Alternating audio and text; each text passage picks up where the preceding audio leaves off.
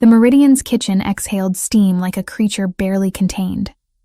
I moved through it with the precision of someone who'd memorized every corner, every station, every temperamental burner that liked to flare hotter on Thursdays. Tonight was Thursday.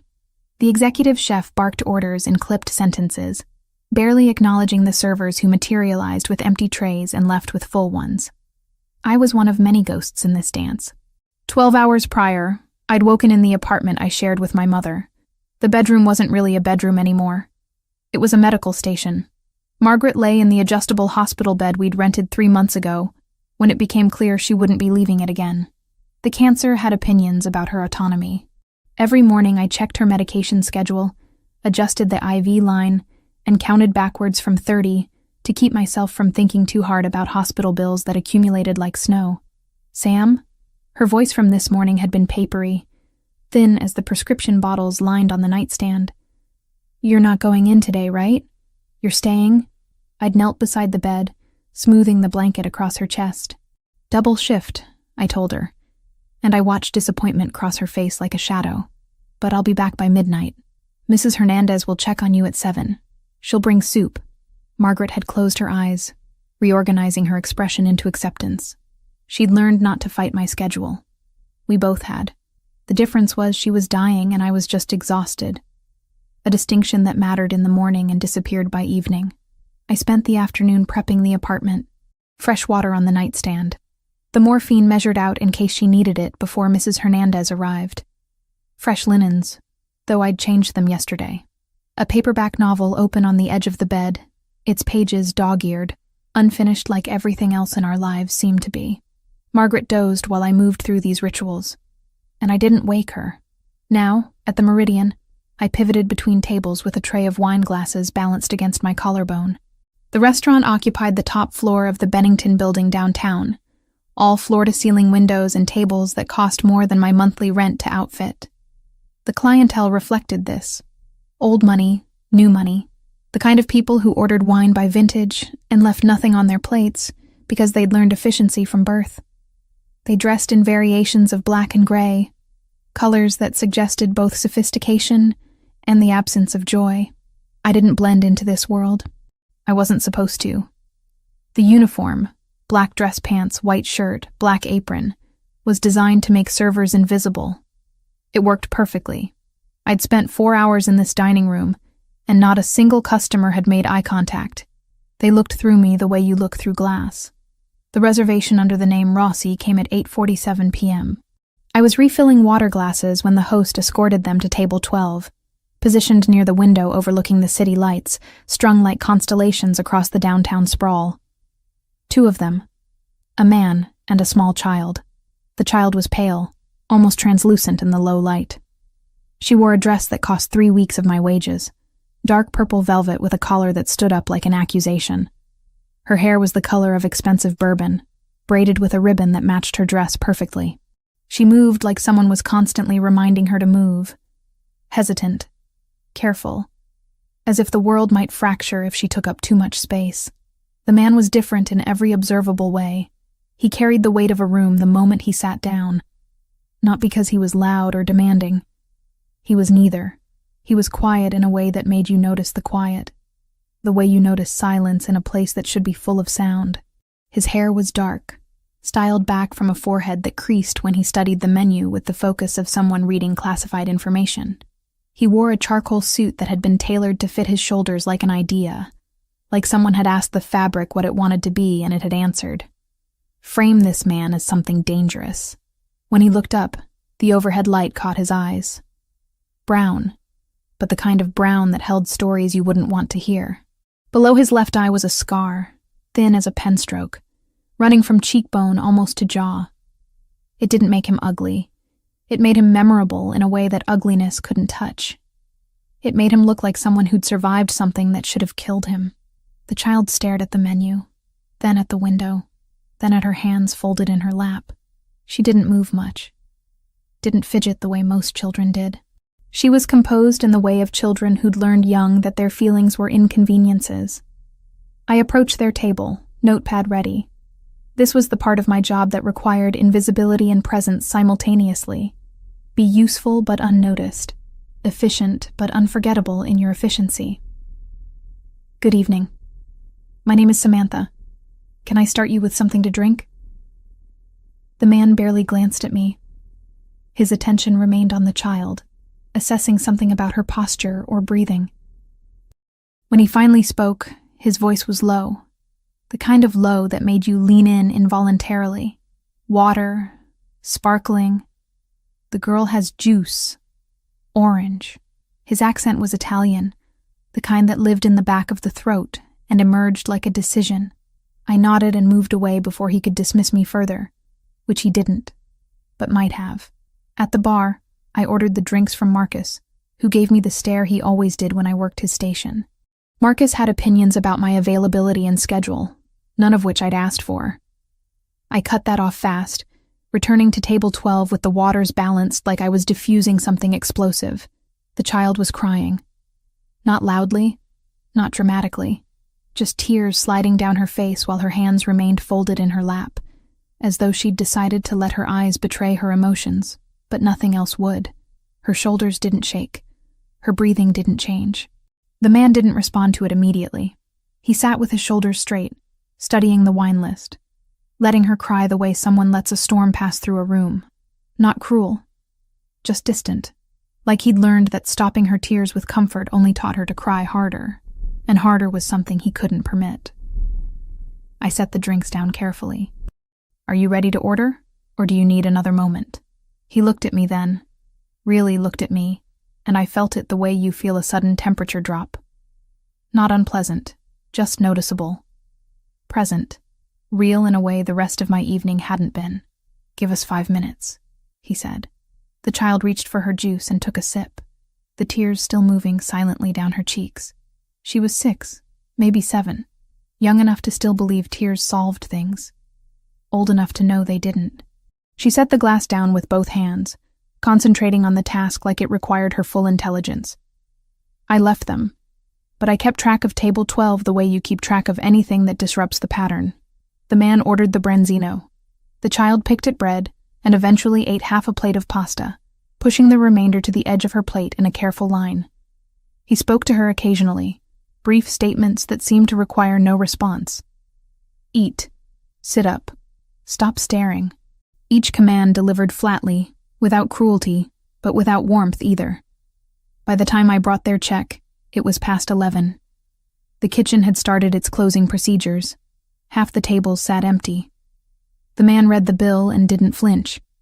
He pulled out a credit card, no wallet, just the card, and handed it to me. Keep the change, he said.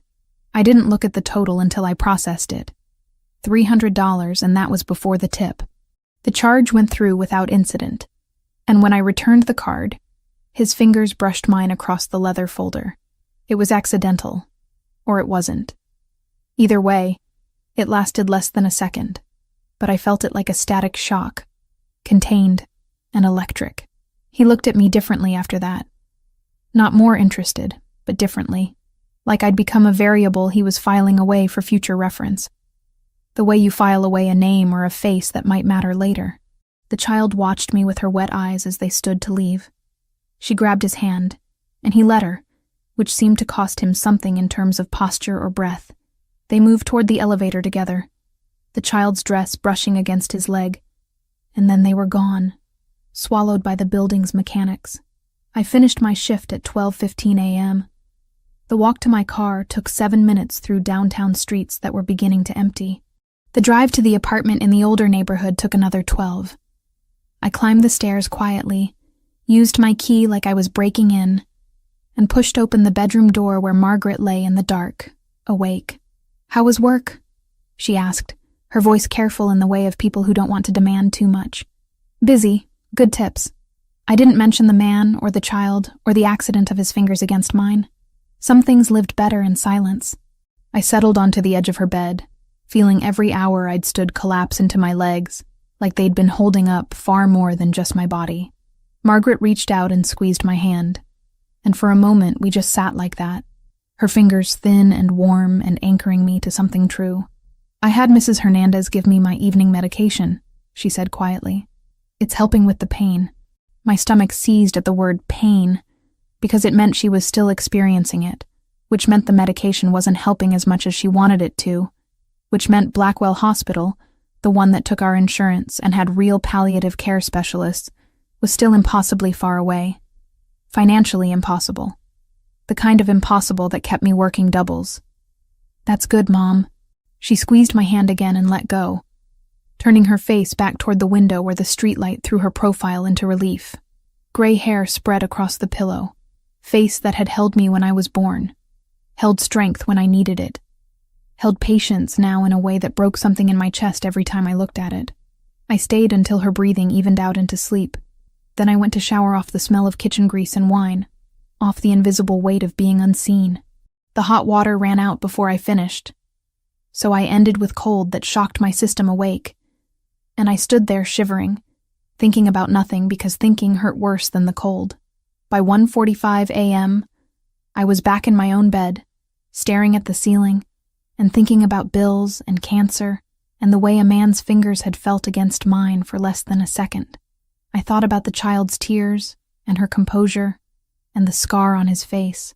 I thought about how some people moved through the world like it had to accommodate them, like there was never any question they belonged. By 2:10 a.m., I was asleep, and the man at table 12 lived in the back of my mind like something I couldn't quite remember but refused to forget. The next evening arrived like an obligation I couldn't refuse. I showed up at the Meridian at 5 p.m., 20 minutes before service, and clocked in with the mechanical numbness of someone who'd performed this ritual 1,000 times. Margaret had been sleeping when I left the apartment, her breathing shallow but steady. Mrs. Hernandez was arriving at 6 to sit with her, which meant I could work without the constant pressure of wondering if she needed me in that moment. This was progress we'd learned to celebrate quietly, in the spaces between worry. The kitchen was already in motion when I tied my apron. The executive chef called out prep assignments with the staccato precision of someone who'd been giving orders for 20 years. Plates came and went. By 7 o'clock, the first wave of diners began arriving, couples holding hands across tables they'd reserved weeks in advance, small business groups talking about quarterly reports and fiscal projections, people with reservations and reasons to be somewhere specific. I moved through it all with the efficiency of practice, delivering wine to those who'd memorized their preferences, water to those who didn't care, recommendations about the specials that rotated based on what the supplier had delivered that morning. It was just past 8 when I noticed them again. The reservation appeared in the system like a name written on a contract I hadn't signed. Same name, Rossi. I was tying the knot in a fresh round of napkins when the host brought them to a different table this time, near the kitchen, away from the windows.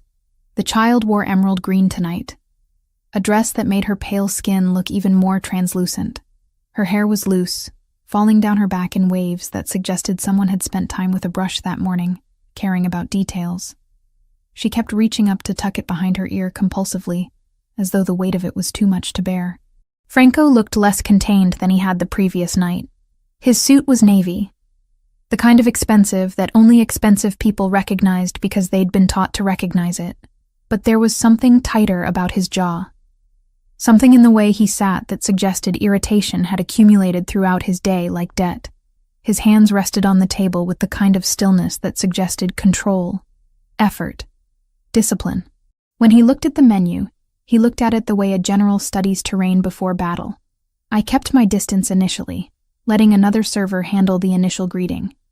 But when I swung past their table with a tray of appetizers for nearby diners, I heard him order without consulting the child. His voice was low, the kind of low that made other conversations seem loud by comparison. "She'll have the pasta," he said. Simple, butter and salt only. Lucia was studying the menu like it held answers to questions she hadn't asked yet, like the listed items were clues to some larger mystery. Her fingers traced the descriptions, and I watched her lips move silently as though she was reading them to herself, conducting a private negotiation with the restaurant about what she might deserve. The evening moved along normally until around 9 o'clock. I was delivering their entrees when a manager named Richard appeared beside the table like an infection finding a wound. Richard was the type of manager who wielded his authority like a weapon he got paid to use, someone for whom the hierarchy of the restaurant was the only structure that made him feel substantial. His tie was too tight, his shirt pressed with the severity of someone trying to prove something. "Your daughter seems to be making quite a bit of noise," he said to Franco, gesturing vaguely toward Lucia, as though she was an inanimate object causing malfunction. "We have other guests." Lucia wasn't loud. She'd been sitting quietly for nearly 30 minutes, pushing pasta around her plate with the mechanical precision of someone performing the act of eating rather than actually consuming. She'd taken occasional sips of water, setting the glass down with both hands like it required concentration. She hadn't spoken above a whisper. She was 6 years old and had done nothing wrong, nothing at all. I felt something shift in the room. Not visibly. Nothing you could photograph or measure with instruments. Just a pressure change, like when a storm is building and the air becomes heavier before the rain comes, and you can feel it in your teeth. Franco set his fork down with deliberate precision. He didn't raise his voice. If anything, his voice became quieter, which was worse. Which was the kind of quiet that made the entire restaurant seem to hold its breath. "My daughter is not loud," he said. Each word landed separately, like stones dropped into still water. "Your service is subpar. Your wine list is pedestrian. Your kitchen has been inconsistent with the Brenzino for the past 6 months, but I have not complained." He paused, letting each word settle. "I will not be spoken to about my child. Not by you. Not by anyone in this restaurant. Not ever." Richard's face went red, a particular shade of red that suggested blood pressure rising, humiliation blooming. The realization that he'd made an error in judgment that was going to cost him. He opened his mouth to respond, but something in Franco's expression stopped him. Not a threat, exactly, but the suggestion that threats were a language he spoke fluently. Richard walked away without another word, his shoes squeaking against the floor in a way that seemed loud now, seemed accusatory. The table fell into silence. Lucia set down her fork carefully, the way you set down something precious that might break. Her eyes had filled with tears, but she wasn't crying yet, just preparing to, the way animals prepare before they run, gathering themselves for what was coming. I made a decision that was probably not mine to make. I approached the table with the intention of clearing plates, moving through the mechanics of my job like a person performing normalcy. But instead, I knelt down beside Lucia's chair, so my face was level with hers. The restaurant continued around us, voices and silverware and the hum of people eating. But right then it felt like just the 3 of us existed. That was very brave, I told her quietly. My voice was the kind of quiet you use for children, the kind that doesn't demand anything. The way you sat so still while your dad was talking. That takes real strength. Lucia looked at me with surprise, as though no one had ever given her credit for sitting quietly before, as though her ability to be still had never been recognized as anything but obedience. Her tears didn't fall, but they gathered on her lower lashes. "I'm scared," she whispered. I glanced at Franco. He was watching us with an expression I couldn't read, like his face was a locked door and I didn't have the key. His eyes had gone still, which was somehow more intense than any movement could have been. "Of what?" I asked Lucia. "That he'll be mad at me." Her voice was smaller than it should have been for a child of her size, like she'd learned to compress herself, to take up less space. "That I did something wrong." "He's not mad at you," I said. The certainty in my voice surprised me. "He was standing up for you. That means he loves you." Lucia considered this with the seriousness of a philosopher, turning the concept over in her mind like a stone she was examining for cracks. Her small fingers twisted together in her lap. Then she asked the question that would change everything, the one that emerged from her small mouth like she'd been holding it back for years, like it had been growing inside her and finally reached critical mass. "Are you my mommy?" The world stopped. Conversations continued around us, but I couldn't hear them. The kitchen continued operating, but I couldn't see it. Could only feel Franco's attention crash into me like a wave, like an acknowledgement of something that had just become real. I didn't say no. I didn't say yes. I said, "I'm someone who thinks you're very brave. Someone who thinks your dad did the right thing tonight, and someone who's glad you're here." It wasn't the answer she asked for, but it was the answer she needed. She reached out and took my hand, her small fingers cold from gripping her water glass. Her skin was soft in a way that made my throat tight, in a way that made me think about all the ways the world could hurt something this fragile. "What's your name?" she asked. Samantha. I'm Lucia. She said it like introduction was protocol she'd been taught to follow, like this was information I was supposed to have, and she was providing it with formal precision. This is my papa. He doesn't usually take me places. I stood, aware that I'd probably crossed a professional line I shouldn't have crossed, aware that I'd knelt down beside a child who wasn't mine and offered her something that looked like comfort. Franco was still watching me. His expression had shifted into something I couldn't parse. Not quite approval, but something that acknowledged what had just happened, that registered it as significant. Your daughter is lovely, I said to him, which was professional enough, which was the kind of statement a server was allowed to make. Can I bring you anything else? No. He paused. The pause stretched. Yes. Actually. He pulled out a business card from his jacket pocket. Just a card, nothing ornate or flashy. Cream-colored, thick stock, expensive paper. A phone number printed on it in raised lettering. No name, no company, nothing but digits and area code, nothing but geography. He slid it across the table toward me with the precision of someone making a gesture that had been carefully calculated. In case you ever need anything, he said quietly.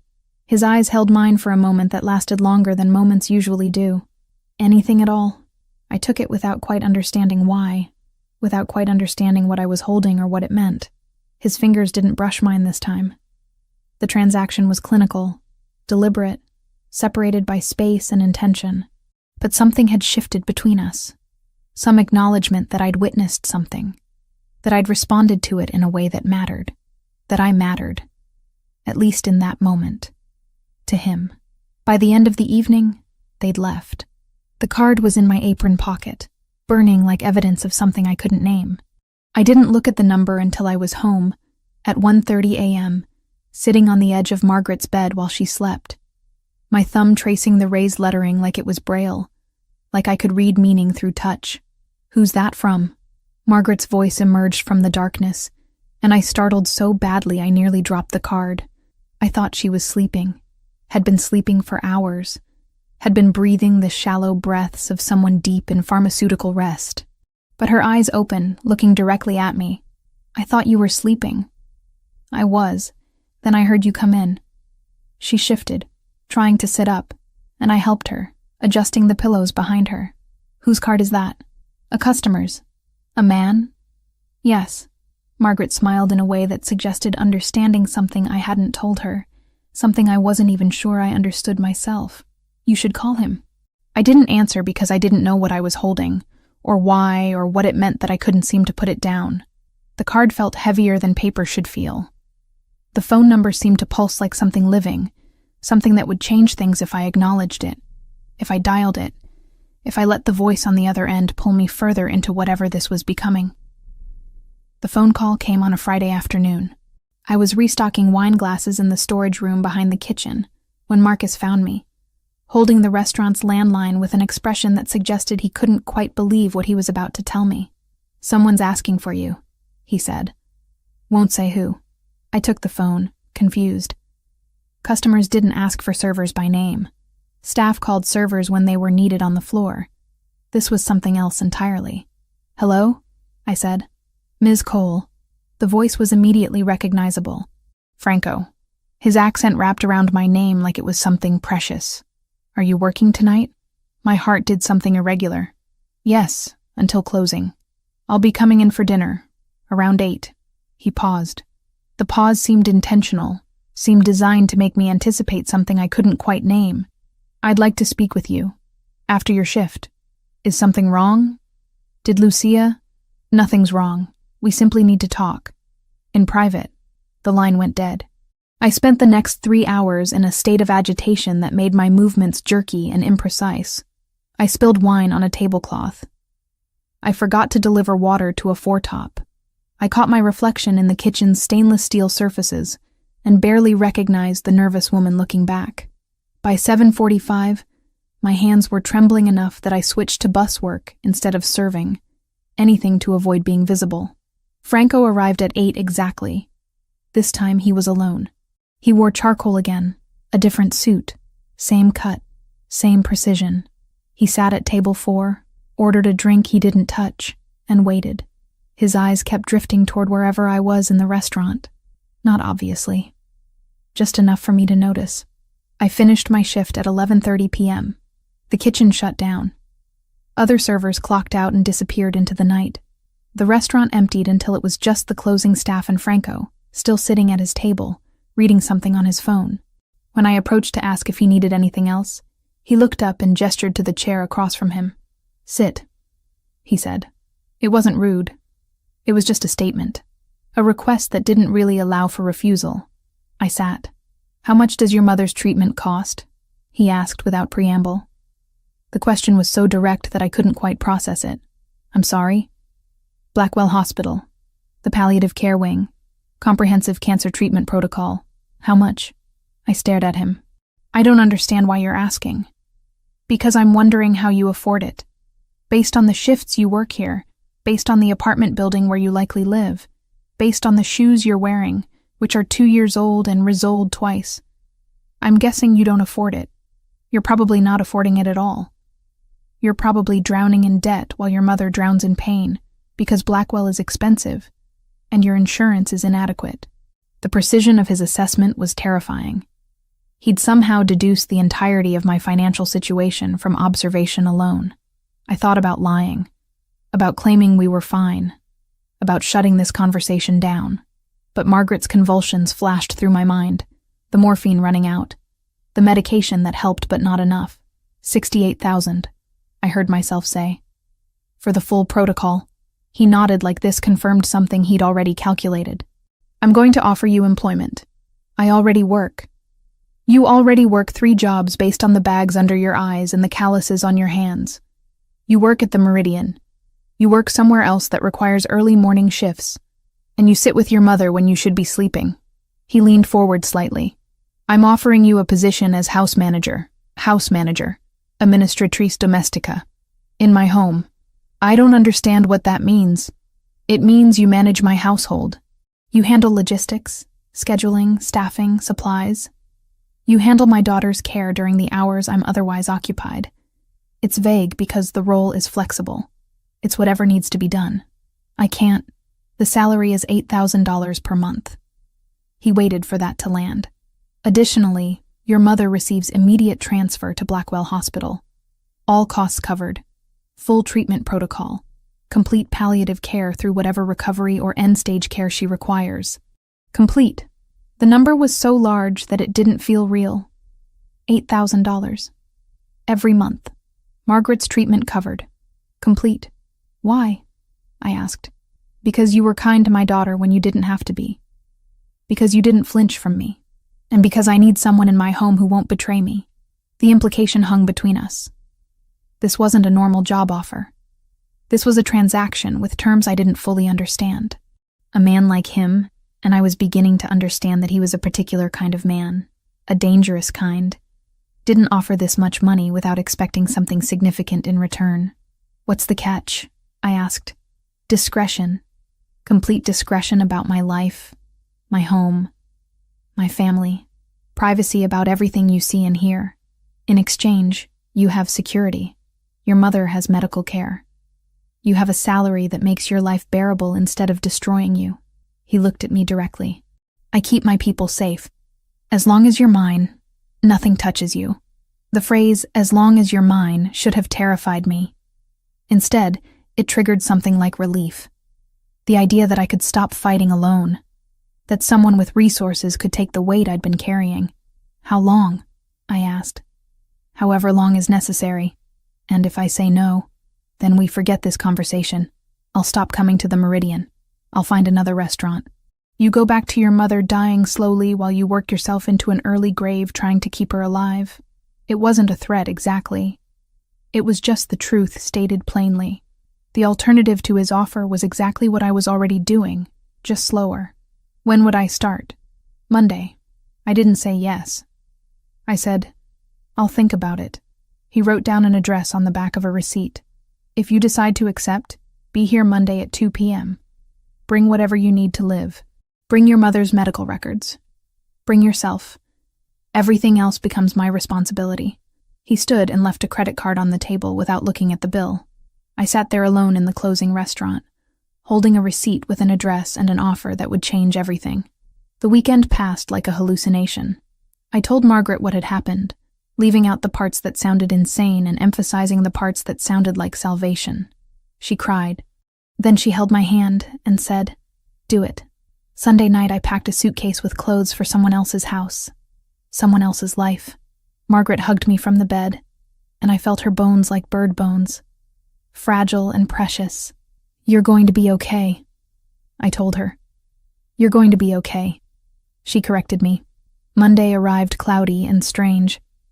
I drove toward the address Franco had given me, away from downtown toward the older estates where rich people lived quietly behind walls.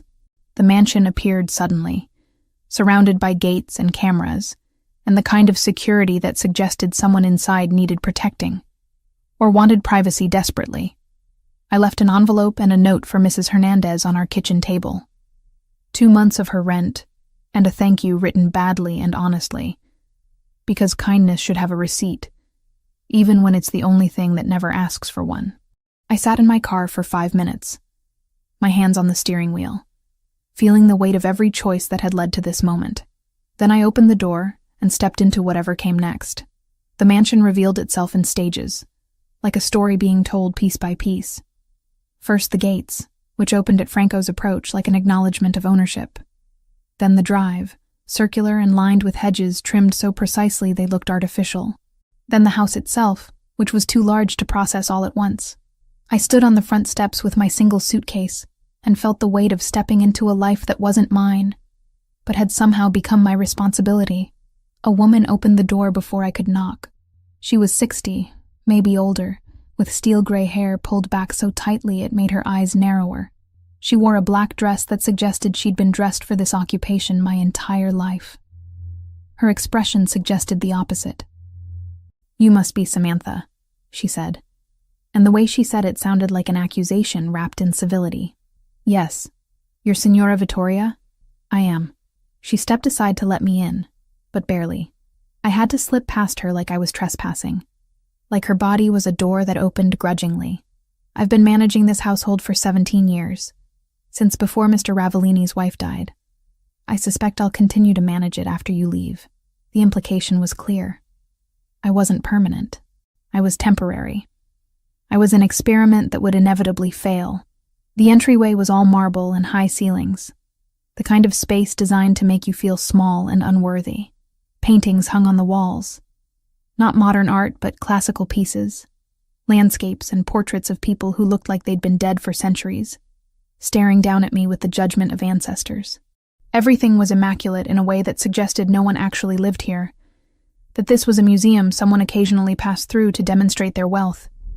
"Let me show you to your room," Vittoria said, and began walking without waiting to see if I followed. Her heels clicked against the marble in a rhythm that sounded like judgment.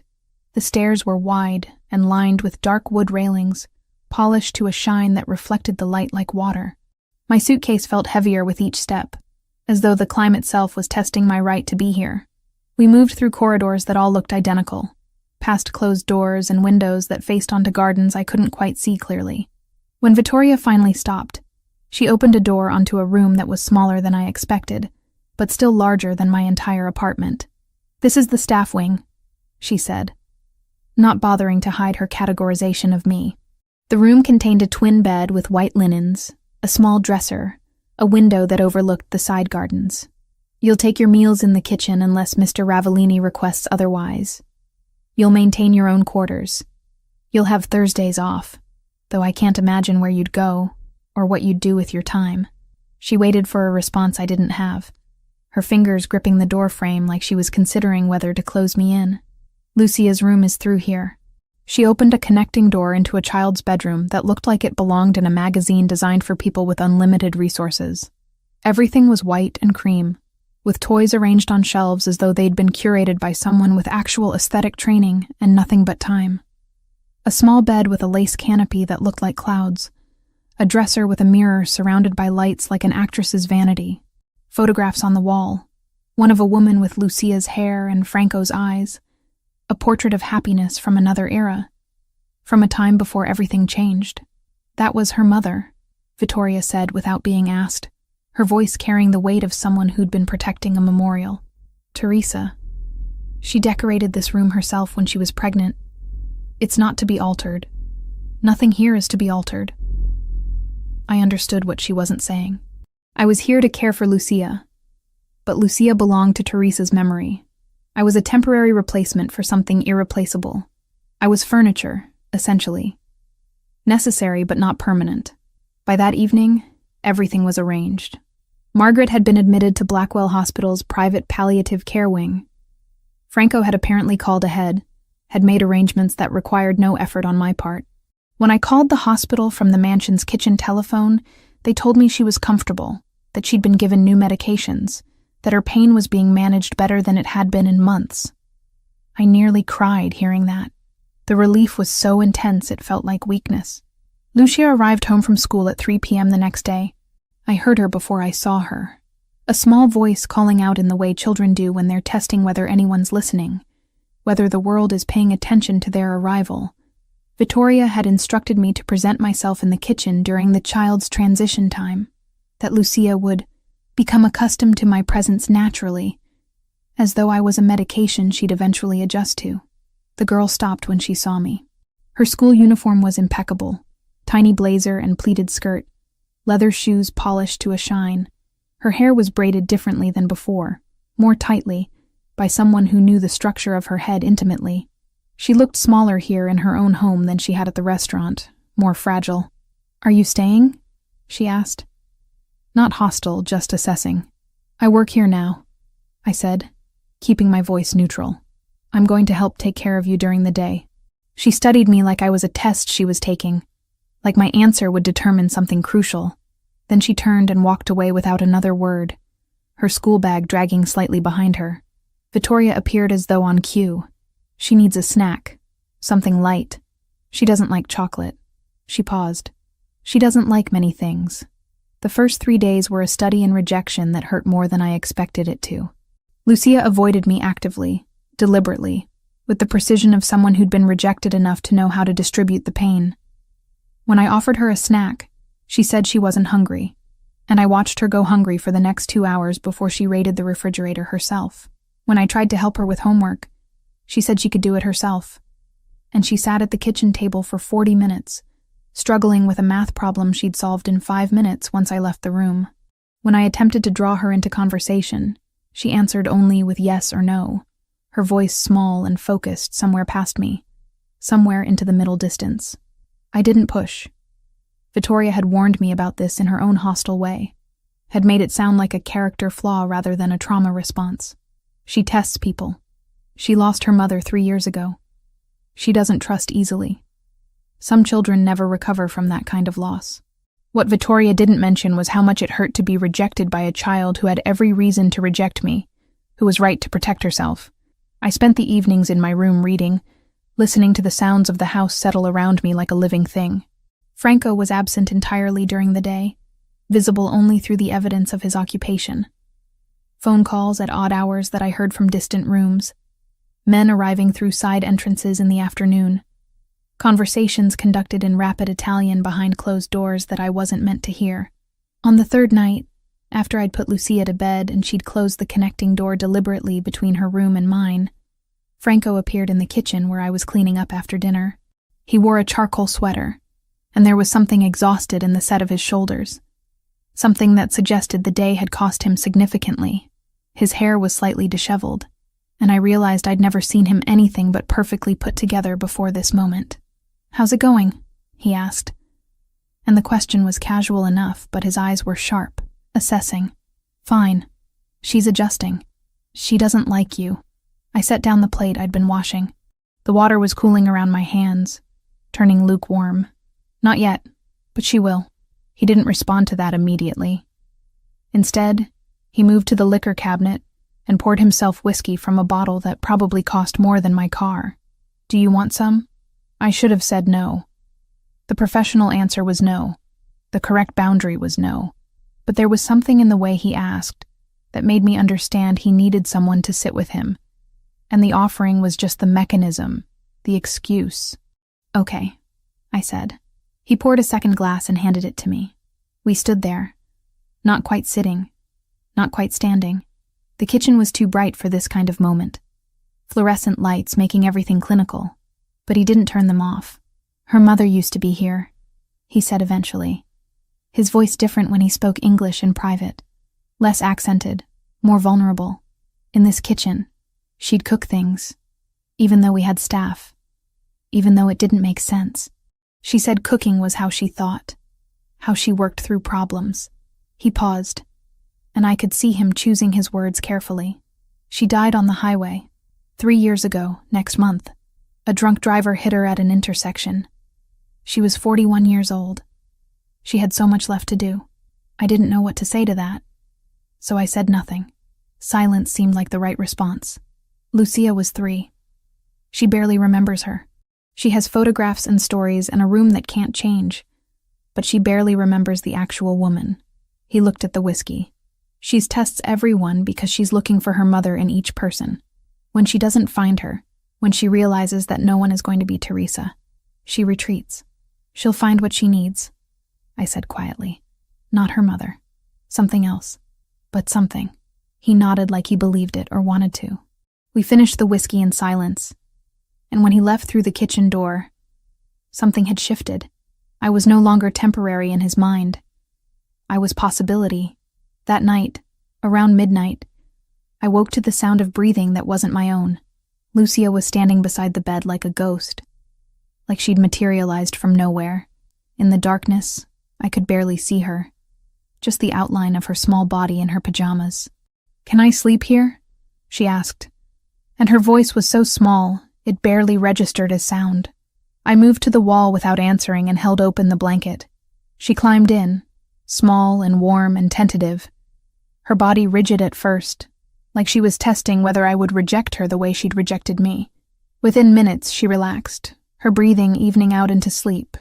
I lay there thinking about mothers and replacements, and all the ways love bends to fit the shapes of our need, the way we search for what we've lost in the faces of strangers, hoping they might contain some fragment of what we're missing. 3 weeks passed in a way that made time feel unreal. I stopped counting days by calendar and started counting them by Lucia's changes. The small shifts in how she moved through the mansion, how her hand reached for mine without asking permission first. The first marked shift came on day 5.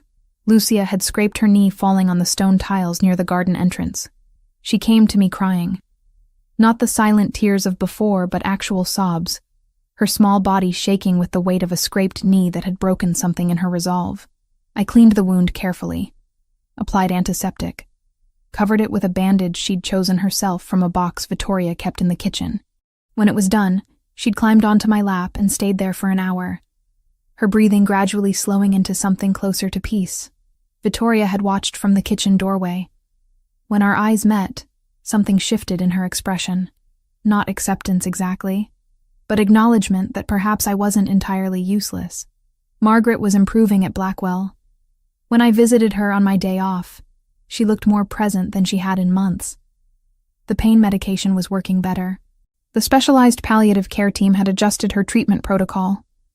She'd gained back some of the weight she'd lost, and though her hair remained thin from the cancer's progression, her eyes held something like hope again. "Tell me about the house," she'd asked during one visit, sitting up in her private hospital room that Franco had somehow arranged to be positioned with a view of gardens.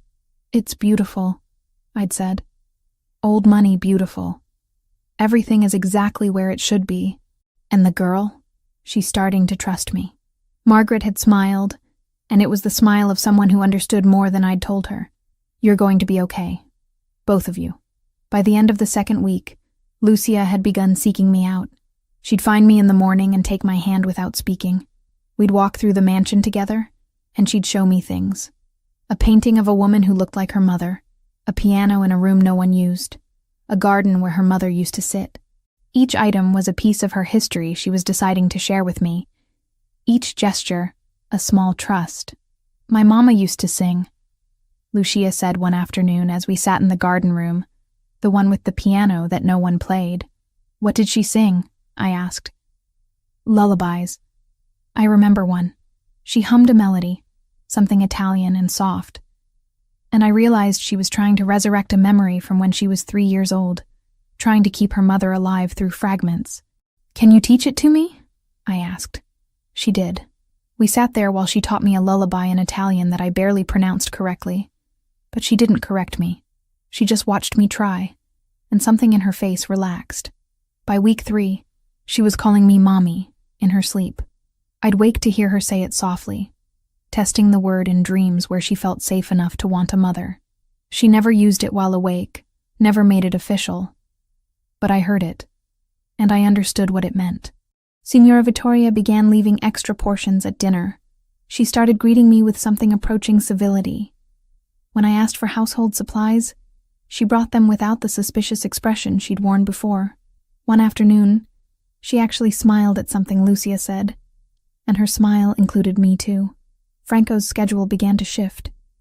He was home more frequently in the afternoons, present during the hours when Lucia was awake and we were moving through our routines. I'd see him watching from doorways as I helped Lucia with her homework, as I braided her hair, as I corrected her posture at the dinner table without making her feel ashamed. His expression during these moments was complicated, something between observation and yearning. One evening, after Lucia had gone to sleep, I found him in the kitchen again. He was making the space feel smaller just by being in it. "You're good with her," he said. "She's easy to love." "No, she's not." He moved closer. "She's been difficult. She's been broken. She's tested every person who's tried to get close to her." He paused. "Until you. She just needed time. She needed someone who understood loss." He looked at me directly. "You've lost things too." I didn't answer because the answer was too personal. "Teresa was everything to me," he continued. And this was the first time he'd said her name like that. Like it mattered that I heard it. She was the one good thing in my life. She made me believe I could be more than what I am. He paused. "When she died, I thought that was the end of everything. I thought Lucia would never recover. I thought I would never recover. I waited. But you're here." He said it like it was a surprise.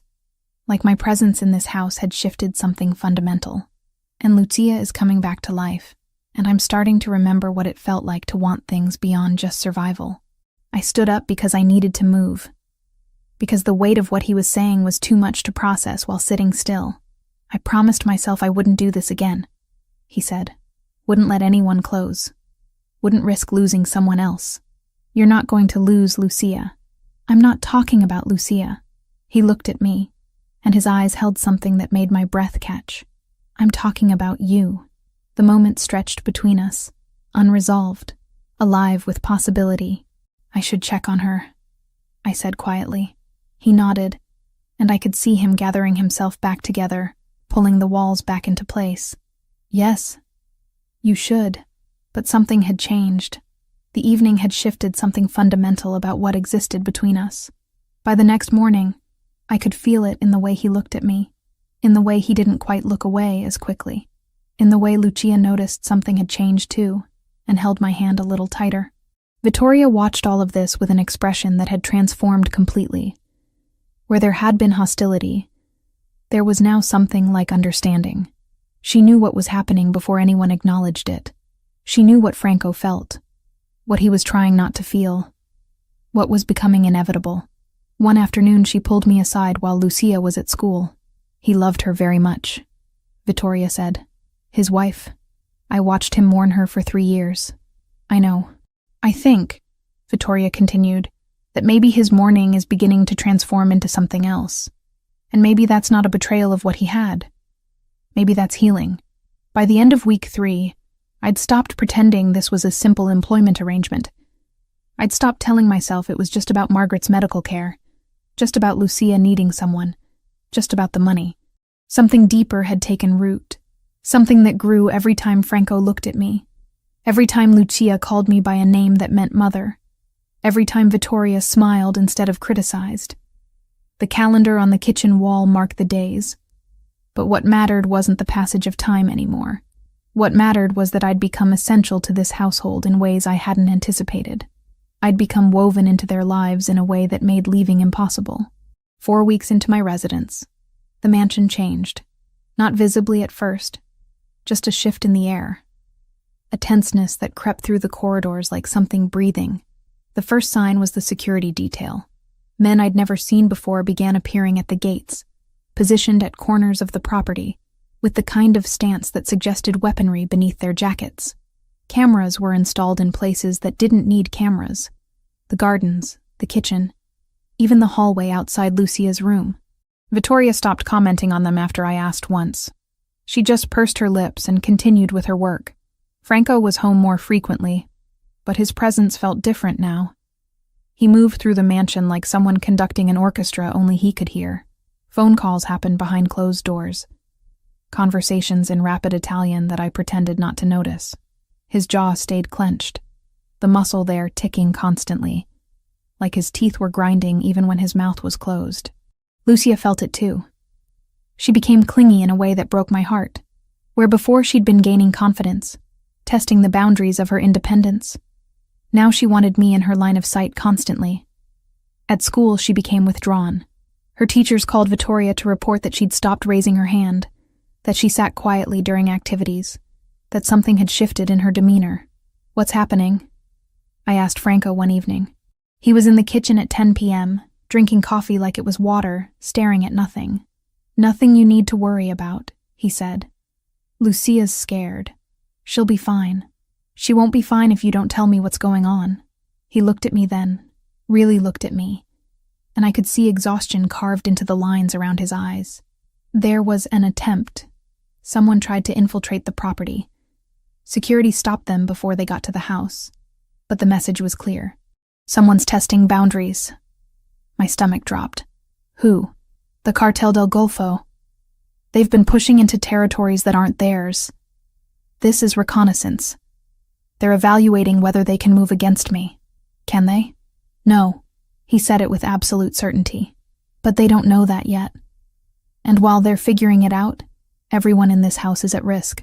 I thought about Margaret at Blackwell Hospital.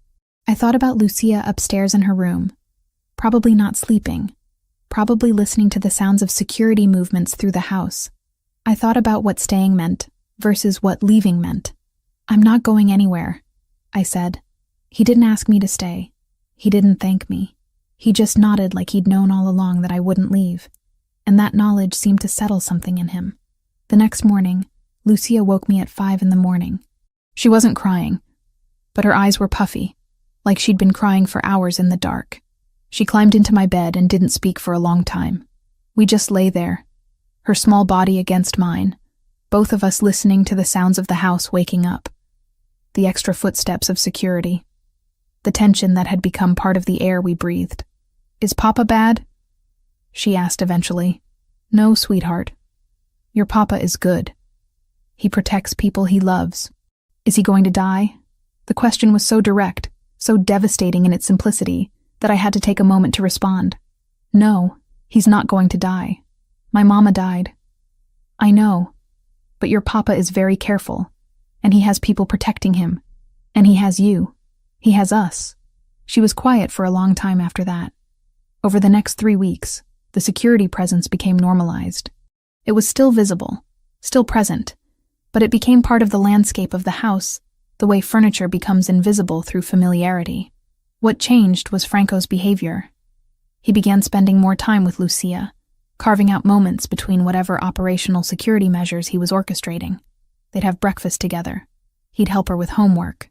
He'd sit with her before bed, telling her stories about her mother in a voice that suggested grief transforming into something else.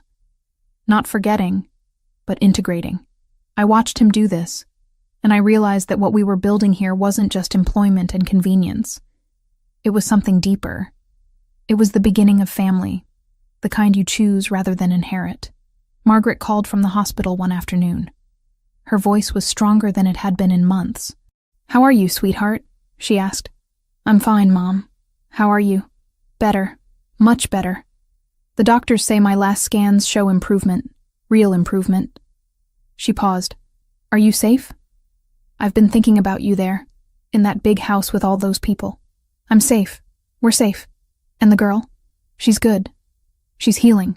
Margaret was quiet for a moment. "You love her?" "Yes." "And him?" I didn't answer immediately. "It's complicated. Love usually is," Margaret said softly. "But you deserve it, Sam. You deserve to have people in your life who matter. You deserve not to carry everything alone. After I hung up, I went to find Franco. He was in his study, the room I'd learned to recognize as his sanctuary. Maps on the walls, files on his desk, the accumulated evidence of a life lived in the criminal underworld that he never tried to hide from me. "My mother's improving," I said from the doorway. He looked up. "That's good. It's because of what you did. Getting her into Blackwell. The treatment. The specialists." I stepped inside and closed the door. "I want you to know that I see it, that I understand what you've given us. You don't owe me anything. I know, but I'm choosing to stay anyway. Not because of the money or the security or because I don't have another option. Because of Lucia. Because of—" I stopped, unable to find the words. "Because of me?" he asked quietly. "Yes." He stood and moved toward me, and the distance between us felt like it had weight, like it was something that needed to be crossed deliberately. When he reached me, his hand came up, his fingers brushing my cheek with the kind of gentleness that seemed impossible coming from someone who moved through the world with so much violence implied. "I promised myself I wouldn't let this happen again," he said. "After Teresa, I told myself love was too dangerous, too costly. Maybe it is," I said. "But we're doing it anyway." He kissed me then, and it was everything I'd been afraid of and hoping for simultaneously. It tasted like promise and risk, and the acknowledgement that we'd crossed a line we couldn't uncross. When we pulled apart, Lucia was standing in the doorway. "Are you my mommy now?" she asked, and this time her voice wasn't tentative. It was a statement, a claim, something she'd decided and was announcing to the world. I looked at Franco. He looked at me. Then I knelt down in front of Lucia and said, "Yes, I am." She hugged me so hard it felt like she was trying to make sure I couldn't leave, couldn't disappear the way her other mother had. And I held her, and I understood that whether I'd meant to or not, whether I'd planned for it or it had simply happened, I'd become the thing she needed most. Family. The call came at 3 a.m. Franco's phone rang, and I heard him answer in rapid Italian, his voice shifting into something harder than I'd ever heard. The words were clipped, urgent, each one carrying weight I could feel even without understanding the language.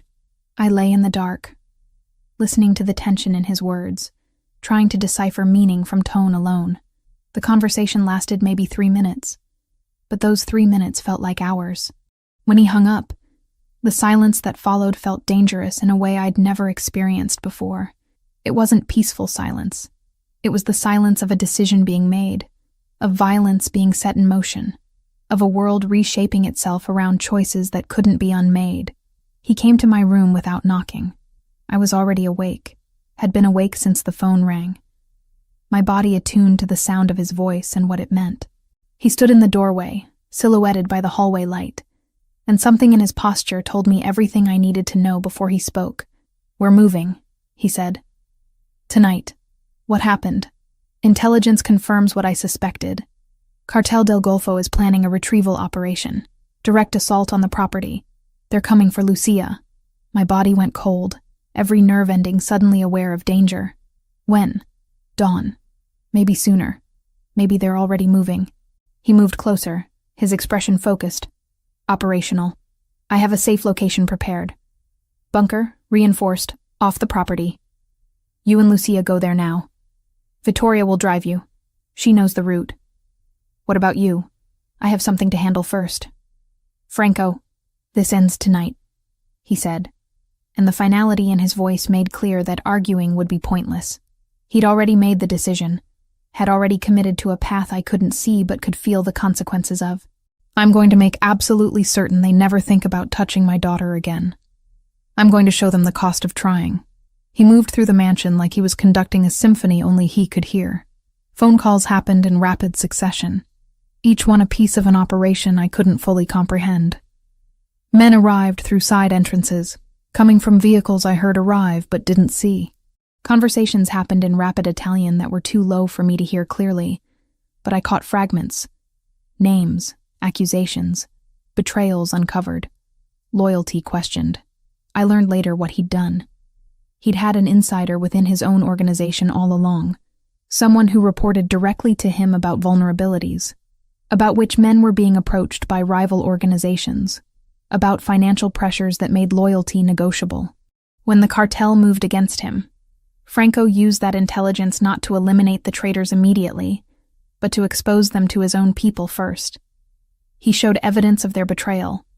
He revealed how much money they'd accepted, which promises they'd made, how comprehensively they'd prepared to betray the man who'd given them everything. The internal structure collapsed before the external threat could even materialize. Men turned against their compromised brothers. Loyalty reasserted itself through the violence of removing those who'd violated it. By the time dawn broke, the cartel's operation was already compromised at its foundation. Half their contacts within Franco's organization were gone. Their intelligence was useless. Their leverage had evaporated like morning fog. But Franco had moved us first anyway, just in case, because protection meant not taking any chances. Vittoria came to my room at 3:30 in the morning. She moved through the darkness like someone who'd done this before, who'd been prepared for this scenario for years. "Get dressed. Bring only what you can carry," she said. Her voice was different now, almost gentle in a way I'd never heard. "We leave in 5 minutes." I woke Lucia carefully, trying not to frighten her. She was groggy, confused, asking where we were going. I dressed her in warm clothes, packed her favorite book, and a stuffed animal she'd owned since before her mother died. I threw clothes into a bag for myself, then followed Vittoria through corridors that suddenly felt hostile, like the walls themselves were conspiring against us. Franco was in the entryway. He kissed Lucia on the top of her head, and I saw his hands tremble slightly as he held her. It was the first sign of weakness I'd witnessed from him, and it terrified me more than anything else. "Stay with Samantha," he told her. "Do everything she says. Be brave for me." "Papa, where are you going?" Lucia's voice was small and frightened. "I have to take care of something, but I'll be there soon. I promise." We drove through darkness. Vittoria didn't use the main roads. She took us through back routes, down progressively smaller roads that wound through forests I didn't recognize. The night seemed to stretch endlessly. Lucia fell asleep against my shoulder, her small body rising and falling with breath. I stayed awake, watching the darkness pass, feeling the weight of what was happening, the knowledge that men were probably dying right now because of choices Franco had made, because someone had threatened his daughter. The compound appeared suddenly after hours of driving. It was built into a hillside, disguised to look like nothing more than a storage facility from the outside. Weathered wood, faded paint, nothing to suggest the operational center it actually contained. We descended stairs that went down into the earth. The bunker opened up around us, state-of-the-art despite being hidden underground. Generators hummed softly. Water dispensers stood along one wall. Food supplies were stacked in organized sections. Communication systems lined a back room. "You stay here," Vittoria said, her voice carrying the weight of finality. "Mr. Ravellini will contact you when it's safe. Don't open the doors for anyone else. Don't leave." "Where is he?" I asked. "Where he needs to be." She kissed Lucia's forehead gently. "Don't worry. He will come back. He always does." She locked the doors behind her, and we were alone in the bunker, with nothing but time and fear. The safe site wasn't a random dot in the countryside. It sat on the outermost acreage of Franco's holdings, a place built to look forgettable and wired to funnel trouble away from the city. His people had seeded a false trail, license plate pings and staged convoy chatter, to lure any pursuers past the main estate and toward this perimeter, where ground and cameras favored us instead of them. If gunfire came, it would come here, at the edge, where distance could be measured and odds bent on purpose. Hours passed in a way that made time feel abstract. I kept Lucia distracted with books and games, with stories and drawings, with anything I could use to keep her from asking questions I didn't have answers to. I made her eat the sandwiches Vittoria had left. I made her drink water. I kept my hands steady when internally I was fracturing with worry. Around noon, gunfire erupted somewhere outside. It was distant, controlled, but unmistakable. The sound was muffled by earth and reinforced walls, but I heard it. Lucia heard it too. Her body went rigid against mine. "What is that?" she asked. "Your papa protecting us," I said. And it was the truth, even if the truth was horrifying. The firing lasted perhaps 30 minutes, controlled bursts that suggested organization, discipline, purpose. Then silence returned, heavier than before, weighted with finality. I held Lucia and tried to look calm while my heart was doing something irregular, something dangerous in my chest. The silence felt worse than the shooting. The silence meant the violence was over, but I didn't know who had survived it. Franco appeared at the bunker entrance an hour later. He was bleeding from a wound on his shoulder, his shirt torn and soaked through with dark red that had turned brown at the edges. His face was calm, but his eyes held something sharp and bright, something that had just crossed through fire and come out the other side transformed. Lucia saw him and broke away from me without hesitation, running toward him. He swept her up carefully, keeping his injured side away from her, and held her like she was the only real thing in the world, the only point of reference worth keeping.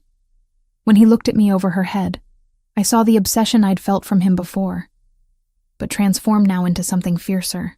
It wasn't possession anymore. It was protection. It was claim.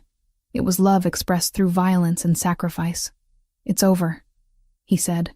His voice was hoarse. "They're gone. All of it ends here. No one's coming back." I moved toward him, toward the wound on his shoulder. "You're hurt. It's nothing." "It's not nothing." I began carefully removing his shirt, examining the wound. It was deep but not catastrophic. The bullet had grazed through muscle, creating a channel of damage but missing vital structures. The bleeding had slowed. I'd worked in restaurants for years, but before that I'd taken nursing courses, had learned basic wound care in case of kitchen emergencies. I cleaned it with supplies from the bunker's first aid kit. I bandaged it with precision. And I didn't ask him about the cost, about how many people had died to ensure Lucia was safe, about what he'd done to destroy the threat. Those were questions for later, if ever. "I'm sorry," he said. "I brought danger to you both." I looked at him directly, and I meant every word. "You also eliminated it. You protected us. But you shouldn't have had to be protected. I chose to be here," I said. "I chose you. I chose Lucia. That means I chose all of this." He kissed me then, blood and danger, and everything else falling away until there was only the connection between us. The acknowledgement that we'd survived something and come out the other side still bound together, still intact. Lucia fell asleep between us that night in the bunker, her small body rising and falling with breath, her face peaceful in a way it hadn't been in weeks. Franco's arm stayed around both of us, his injured shoulder propped carefully on pillows he'd arranged around himself. The three of us existed in the artificial light of the bunker, like we were the last people on Earth. 3 days, he said quietly, his voice rough from the violence he'd orchestrated. "In 3 days it's safe to return to the mansion. The authorities have been handled through channels I've spent years establishing." He wasn't boasting. He was outlining a containment protocol. Paperwork waited where it needed to wait, and the people who needed to see it would see it. Just enough, just in time, leaving no one with reason to act theatrically when a quiet signature would do. "The cartel is fractured beyond repair. My people understand there are consequences for betrayal." I didn't ask what those consequences looked like. I didn't need to know the specifics. The knowledge that he'd protected his daughter was enough. "We go home," he continued. "All of us. Together. And this time, nothing touches what's mine. No one gets close enough to threaten. No one." He said it like a vow, like a promise carved into something permanent. And I believed him completely, because he'd just proven it to me through fire and blood. 6 weeks after leaving the bunker, the mansion had transformed into something I would never have anticipated on that first day, when Vittoria led me through its corridors with hostility written into every gesture. The walls hadn't changed. The marble was still cold beneath my feet. The paintings still hung with their centuries of judgment. But the space itself had become something different. It had become home. Lucia was officially calling me Mommy now. Not tentatively, not in her sleep, but loudly and with certainty, announcing it to Vittoria, to the household staff, to anyone who entered our orbit. Franco had stopped resisting it somewhere around week 3 of our return. I'd watched the moment it happened. He was watching Lucia braid my hair in the garden room, and something in his face had reorganized itself. The internal struggle had ceased. He'd accepted that loving me and honoring Teresa's memory weren't mutually exclusive. That moving forward didn't mean forgetting. Margaret had been transferred from Blackwell Hospital to a private suite on the second floor of the mansion. Franco had arranged it without asking my permission, had simply decided that my mother belonged in the family home, and so she was moved. The room had windows overlooking the gardens. The medical equipment was state-of-the-art, but positioned to be unobtrusive. Nurses came daily to monitor her condition, adjust her medications, ensure her comfort. She'd gained weight. Her skin had color again. She'd started reading novels instead of just staring at walls. "This is surreal," she'd said to me one afternoon, sitting in an armchair by the window with tea cooling on the side table. "A month ago, I thought I was dying in a public hospital on a Grant Hospital bed." "You were dying," I said gently. "Now I'm living, in a mansion, in the home of a criminal." She said it matter-of-factly. "Is that what this is?" "He's a lot of things," I said. "Criminal is one. But he's also the man who's keeping you alive. He's the man who loves his daughter. He's the man who's building a family." Margaret had smiled then. And it was the smile of someone who understood that love operated in territories most people didn't venture into. That sometimes the people who saved you came from unexpected places, moved through the world in ways that society condemned, but their capacity for devotion was no less real. The household staff had adjusted to the new structure. Vittoria now treated me with something approaching warmth. She asked my opinions about household decisions. She brought me coffee in the mornings without being asked. She'd begun teaching Lucia traditional Italian recipes, and I'd watch the two of them in the kitchen together, and Lucia would look up at me with pride when she'd successfully made pasta from scratch. Vittoria was creating continuity, weaving my mother into the family narrative, ensuring that we all understood ourselves as a unit, rather than as separate people occupying the same space. Franco had called me into his study one afternoon. I'd expected conversations in that room to be about business, about the criminal operations that continued to run with the kind of precision that suggested his brief absence hadn't disrupted anything. Instead, he'd pulled out a document that looked official enough to be binding. "I want to formalize your position here," he said, "not as an employee, as family." I didn't understand at first what he was showing me. It was a contract of sorts, but not a standard legal document. It was written in both Italian and English, and it established that I was authorized guardian of Lucia in the event of his death, that I had decision-making authority regarding her education, her medical care, her welfare, that Margaret was established as a dependent with all medical expenses and living expenses covered permanently. "You don't have to sign it," he said, "but I want you to know that you're not temporary, that you're written into this life legally, financially, structurally." I signed it without reading every word carefully. I knew what it meant. It meant I couldn't leave even if I wanted to. It meant I was bound here through more than just emotion. It meant Lucia was legally mine now in all the ways that mattered. That night, I'd told Margaret about it.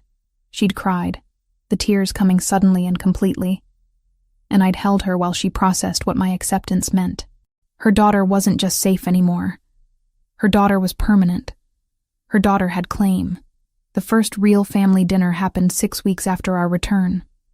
All of us seated at the dining room table, Franco at the head, me beside him with Lucia on my other side, Margaret across from me looking stronger than I'd seen her in years, Vittoria serving the food she'd helped Lucia prepare. We weren't pretending to be something we weren't. We were acknowledging what we had become. Franco raised a glass. "To family," he said. "Not the kind we're born into. The kind we choose." Lucia looked up from her plate. "Papa, are you saying Samantha is our family?" "Yes," he said. "Samantha is our family. Margaret is our family. Vittoria is our family. We are bound together." Lucia smiled, and it was the kind of smile that contained all the healing that had happened over the previous months. It contained acceptance of her mother's death and her mother's memory. It contained the beginning of a new era where she could be held by someone other than the woman who'd given birth to her. By night, Franco and I existed in a rhythm that had become its own kind of language.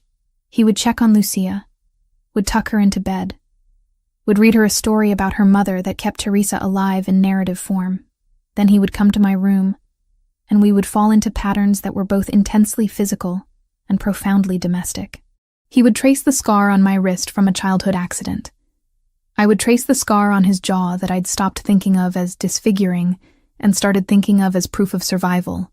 "I never thought I'd have this again," he said one night, his fingers moving through my hair. "After Teresa died, I thought love was something I'd burned through. I thought I'd used up my allocation of happiness." "You're getting a second one," I said. "I'm getting a second one," he agreed.